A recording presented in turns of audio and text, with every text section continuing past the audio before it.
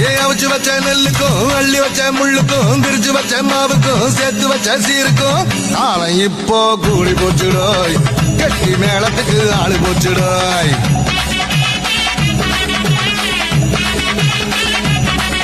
ஏ ஆட்டுக்கல்லு வாய்க்கும் அம்மிக்கல்லு காதுக்கும் அடுப்பங்கற சூட்டுக்கும் அத்தங்கற கல்லுக்கும் கும்பிடு தானே போட போறாய தங்கச்சி பட்டணம் தான் போக போறா